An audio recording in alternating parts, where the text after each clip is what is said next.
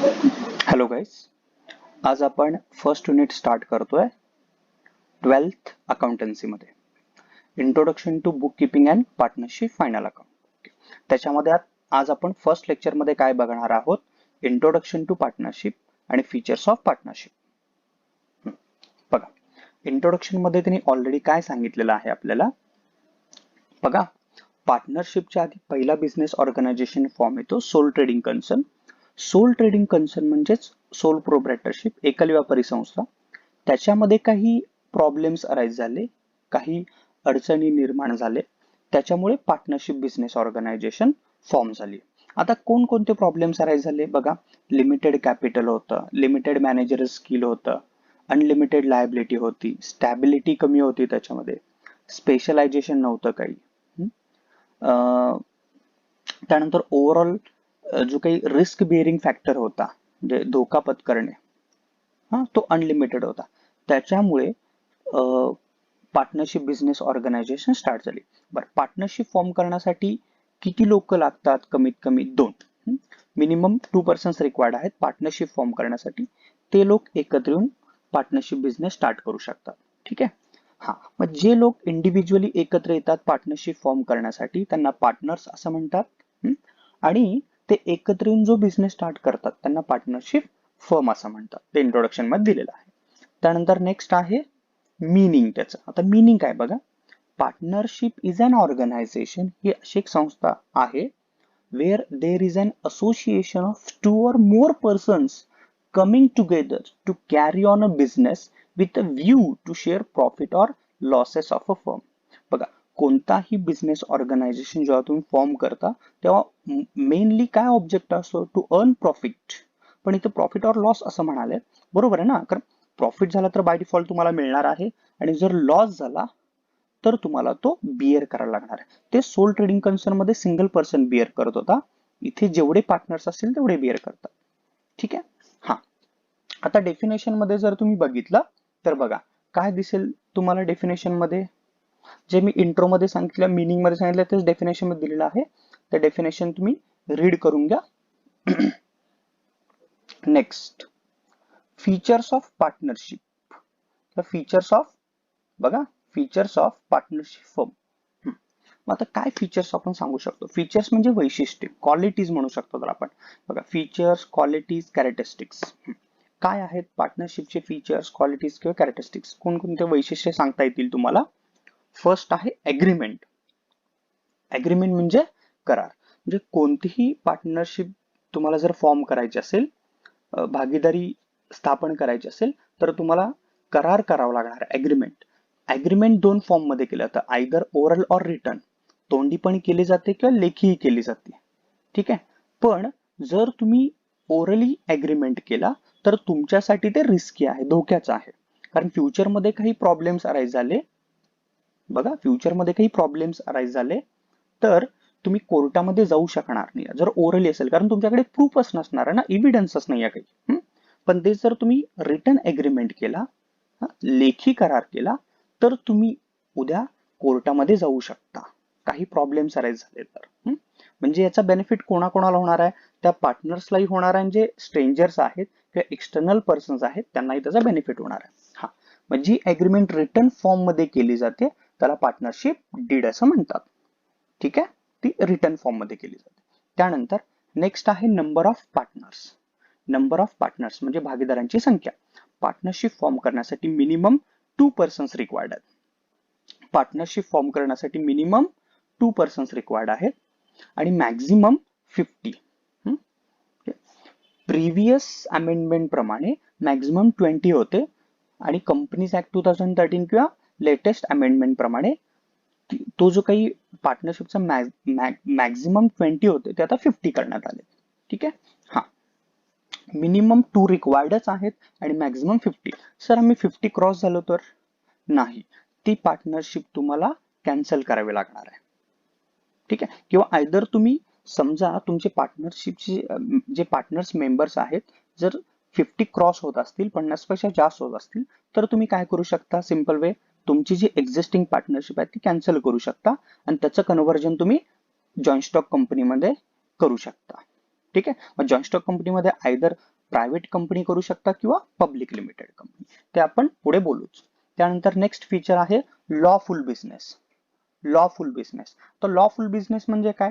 कायदेशीर व्यवसाय. म्हणजे पार्टनरशिप बेसिसवर जो काही बिझनेस तुम्ही स्टार्ट करणार आहात तो कंपल्सरी लॉफुल पाहिजे, कायदेशीर पाहिजे. म्हणजे गव्हर्नमेंटनी ज्या बिझनेसला परमिशन दिलेली आहे, जे बिझनेस तुम्ही रन करू शकता, तेच बिझनेस तुम्ही स्टार्ट करायला पाहिजे. कोणतीही इलिगल ऍक्टिव्हिटी तुमच्या पार्टनरशिप मध्ये जर तुम्ही केली आहे तर ती पार्टनरशिप कॅन्सल तुम्हाला करावी लागणार आहे. बघा, the definition of partnership does not permit any illegal business. त्यानंतर नेक्स्ट आहे features sharing of profit and losses. Sharing of profit and losses, बघा आपण इंट्रो मध्ये बघितलं सुरुवातीला की हे जे काही मेंबर्स आहेत, पार्टनर्स आहेत, ते एकत्र का आले, त्यांचा ऑब्जेक्टिव्ह काय आहे? To earn profit. ओके, मग जो काही प्रॉफिट होईल तो इक्वली, एकतर आयदर ते इक्वली शेअर करतील समान, किंवा जर तो रेशो दिला असेल, प्रमाण ठरवलं असेल, जेव्हा तुम्ही अग्रीमेंट करता आयदर ओरली ऑर रिटर्न. आता इथंच बघा ना, तुम्ही समजा तुम्ही एक रेशो फिक्स केला असेल, व्हॉट एव्हर 3:2, 2:1, व्हॉट एव्हर काही रेशो तुम्ही फिक्स केला असेल, तो ओरली केलाय, आणि आता प्रॉफिटच्या वेळेस जर ते पार्टनर्स म्हणाले की नाही मला इक्वली हवाय किंवा या रेशोपेक्षा जास्त हवा, तर तुमच्याकडे काहीच प्रूफ नाहीये ना डिस्ट्रीब्युशनसाठी, त्यामुळे तो रिटर्न केला तर बेनिफिशियल आहे तुमच्यासाठी. हा, जर अग्रीमेंट मध्ये रेशो फिक्स असेल तर तुम्ही त्या रेशो प्रमाणे डिस्ट्रीब्यूट करा, आणि जर रेशो दिला नसेल तर इक्वली डिस्ट्रीब्यूट केला तो. जर समजा लॉस झाला तर काय करणार मग आपण तेव्हा? लॉस जरी झाला तरी ज्या प्रपोर्शन मध्ये ते प्रॉफिट घेणार आहे त्याच प्रपोर्शन मध्ये त्यांना लॉस बिअर करावा लागणार आहे. म्हणजे झालेला जो काही तोटा आहे तो त्यांना सहन करावा लागणार. त्यानंतर नेक्स्ट फीचर आहे अनलिमिटेड लायबिलिटी. तर अनलिमिटेड लायबिलिटी म्हणजे काय? अमर्यादित देणी. बघा, अनलिमिटेड लायबिलिटी म्हणजे काय? अमर्यादित देणी. एक एक्झाम्पल सांगतो.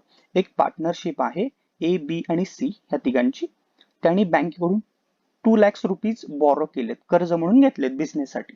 त्यांनी बिझनेस स्टार्ट केला आणि त्यांचा बिझनेस लॉस मध्ये गेला, तोटा झाला, आणि त्यांना ती जी काही अमाऊंट आहे बँकेकडून जी काही लोन म्हणून घेतली त्यांनी 2 लाख, ते त्यांना पे करणं पॉसिबल झालं नाही. बँक त्यांच्याकडे आली आहे, बँकेने डिमांड केला. मग त्यांनी बँकेला काय सांगितलं की आमची जी बिझनेस प्रॉपर्टी आहे ते तुम्ही सेल करा आणि तुमचे पैसे तुम्ही घ्या. बँकेने ते सेल केली, पण बँकेला रिकव्हर झाले 1,60,000 ओनली, और 1,70,000 म्हणू शकतो आपण, 1,70,000.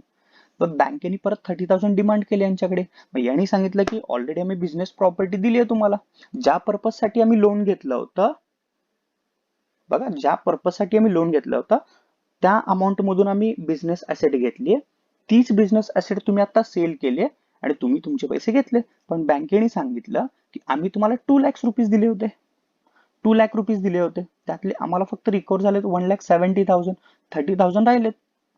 मग बँक त्यावेळेस त्यांना काय म्हणू शकते की तुम्ही तुमची पर्सनल प्रॉपर्टी सेल आउट करा आणि त्याच्यामधून आमची जी काही रिमेनिंग जी अमाऊंट आहे ती तुम्हाला द्यावी लागणार. त्यालाच म्हणतात अनलिमिटेड लायबिलिटी. म्हणजे त्या पार्टनरची लायबिलिटी लिमिटेड नाही आहे त्या बिझनेस असेट पर्यंत, ती अनलिमिटेड आहे. अनलिमिटेड म्हणजे कुठपर्यंत? त्यांची जी पर्सनल प्रॉपर्टी आहे ती पण बाय डिफॉल्ट अटॅच राहणार आहे. बघा, त्यांची जी पर्सनल प्रॉपर्टी आहे, वैयक्तिक मालमत्ता, ती पण ते बिझनेसची जी काही लायबिलिटी आहे ती देण्यासाठी त्यांना ती यूज करावी लागणार आहे. कळालं का? हा, आता लास्ट सेंटेन्स जर तुम्ही बघा काय सांगितलंय, if any one of the partner is declared insolvent then his liability will be borne by solving partners. म्हणजे जर एखादा पार्टनर इनसॉल्वंट डिक्लेअर झाला, दिवाळखोर झाला, आता याच्याबद्दल आपण पुढे बोलणारच आहोत, सॉल्वंट इनसॉल्वंट काय आहे. एखादा पार्टनर जर इनसॉल्वंट डिक्लेअर झाला तर त्याची जी काही अमाऊंट आहे ती रिमेनिंग पार्टनर्सला बिअर करावी लागणार आहे. ठीक आहे. नेक्स्ट फीचर आहे रजिस्ट्रेशन. रजिस्ट्रेशन म्हणजे काय? नोंदणी.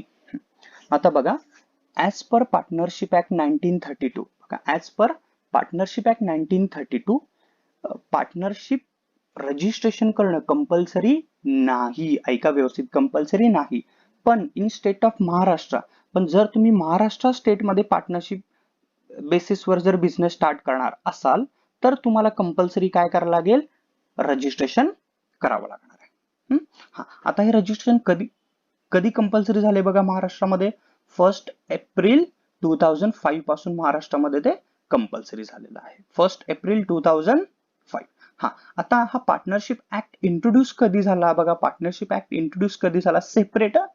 याच्या आधी पार्टनरशिप बेसिसवर बिझनेस होत होते, पण तो एक वेगळ्या ऍक्ट मध्ये इन्क्लूड होता. तो सेपरेट केला 1 ऑक्टोबर 1932 ला. 1 ऑक्टोबर 1932.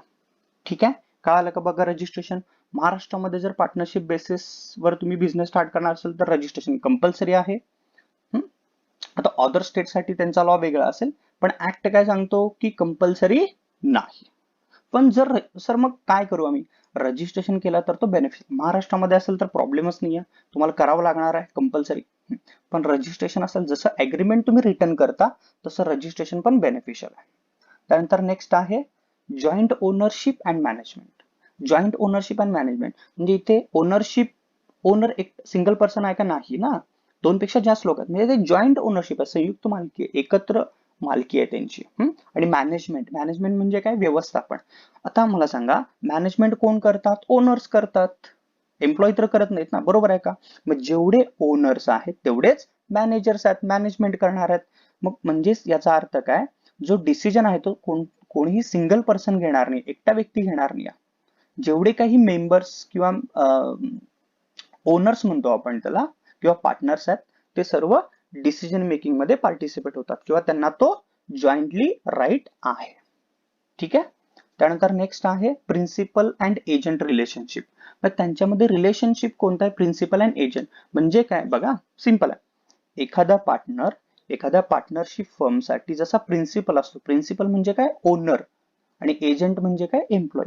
एखादा पार्टनर एखाद्या पार्टनरशिप फर्मसाठी ऍज अ प्रिन्सिपल, ओनर म्हणून काम करतो, तोच त्या पार्टनरशिप फर्मसाठी ऍज अन एजंट, एम्प्लॉय म्हणून पण काम करतो. जसं तो फर्मचा प्रिन्सिपल अँड एजंट असतो, तसं अदर पार्टनरचा पण तो प्रिन्सिपल अँड एजंट म्हणूनच काम करतो. एक्झाम्पल, ए आणि बी हे दोन पार्टनर्स आहेत बघा. ए आणि बी हे दोन पार्टनर्स आहेत. तर ए हा बी चा प्रिन्सिपलही असतो आणि एजंटही असतो, आणि बी हा ए चा प्रिन्सिपलही असतो आणि एजंटही असतो. म्हणजे ऍज अ ओनर आणि as an employee, as an owner आणि ऍज अन एम्प्लॉई म्हणून ते काम करतात. त्यानंतर नेक्स्ट फीचर आहे लास्ट, डिझोल्युशन ऑफ. डिझोल्युशन म्हणजे काय, वाइंडअप. वाइंडअप म्हणजे बंद करणे. हा, मग आता पार्टनरशिप बेसिसवर जो बिझनेस तुम्ही फॉर्म केलेला आहे तो तुम्ही कधीही बंद करू शकता. ऍट एनी टाइम तुम्हाला तो वाइंडअप करण्याचा राईट आहे. ठीक आहे. हा, मग आता त्यासाठी तुम्हाला काय करावं लागतं बघा. जर तुम्ही फॉर्म करतानाच डिसाईड केलं असेल, स्थापन करतानाच तुम्ही ठरवलं असेल की तुम्ही कसं फॉर्म वाइंडअप कसं करणार आहे, म्हणजे ऍज अ व्हॉलेंटरी किंवा कंपल्सरी करणार आहे. व्हॉलेंटरी असेल, ऐच्छिक असेल, तर काय केलं जातं बघा. सेकंड सेंटेन्स तुम्ही रीड केलं तर, if a partner wants to close the firm, he can dissolve the firm by giving 14 days notice. समजा एखाद्या पार्टनरला वाटतं की आपण पार्टनरशिप बेसिसवर जो बिझनेस स्टार्ट केलेला आहे तो आपल्याला क्लोज करायचा आहे, बंद करायचा आहे, तर ते काय करू शकतात, अदर पार्टनर्सला बंद करण्याच्या आधी 14 days नोटीस त्यांना देऊ शकतात. ही नोटीस त्यांना दिल्यानंतर 14 days नंतर ती बंद केली जाते. हे व्हॉलेंटरी झालं, व्हॉलेंटरी होतं. हा, पण काही सिच्युएशन असे जिथे कंपल्सरी वाइंडअप पण करावं लागतं. एक्झाम्पल, समजा पार्टनरची डेथ झाली, रिटायर झाले, किंवा इनसॉल्व्हेंट वगैरे काही झाले, किंवा त्यांनी इलिगल ऍक्टिव्हिटी काही केली आहे, किंवा जसं मी सांगितलं तुम्हाला 50 पार्टनर्स क्रॉस झालेत, या केसेसमध्ये पण डिझॉल्युशन होतं. ओके, क्लिअर झालं. मीनिंग, इंट्रोडक्शन, त्यानंतर फीचर्स ऑफ पार्टनरशिप क्लिअर झालं का बघा. हे फर्स्ट लेक्चर आपण बघितलं फर्स्ट युनिटमध्ये. ठीक आहे. नेक्स्ट लेक्चरमध्ये आपण पार्टनरशिप डीड आणि मीनिंग ऑफ कॅपिटल आपण नेक्स्ट लेक्चरमध्ये कंटिन्यू करणार आहे. Okay, thank you.